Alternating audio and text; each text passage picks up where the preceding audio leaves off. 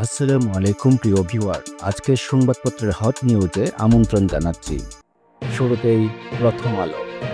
রাজনীতি ও গোষ্ঠীর দ্বন্দ্বে খুনাখুনি, অভ্যুত্থানের পর নতুন শুরুর সুযোগ কি হাতছাড়া হচ্ছে? তৃতীয় দিনের শেষের সামনে বাংলাদেশ শ্রীলঙ্কা টেস্ট সিরিজ। বাংলাদেশ প্রতিদিন, আতঙ্কের 3 নির্বাচনের কুশলীরা।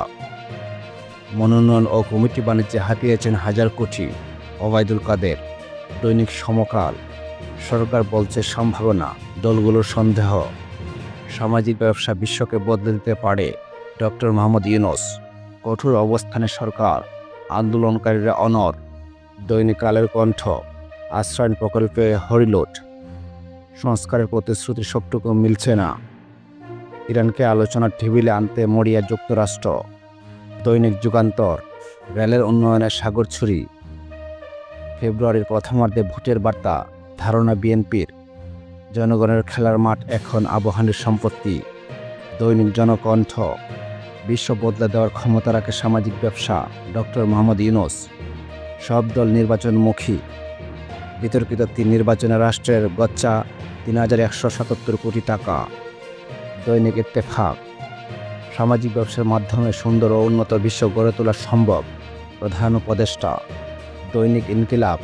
নির্বাচনমুখী রাজনীতি, আরকান আর্মি ও করিডোর নিয়ে ইহুদি গোষ্ঠী ক্রাইসিস গ্রুপের কেন এত মায়াকান্না? কামালপন্থীদের কবজায় পুলিশ সদর দপ্তর। দৈনিক আমাদের সময়। শীঘ্রই নির্বাচনী রোডম্যাপ ঘোষণা।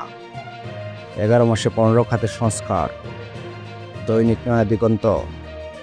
বিএবির ব্যানারি ব্যাংক থেকে 10,000 কোটি টাকার বেশি চাঁদা আদায়। খামেনিকে হত্যার চেষ্টা করলে সুযোগ পায়নি ইসরায়েল। দৈনিক আলোকিত বাংলাদেশ।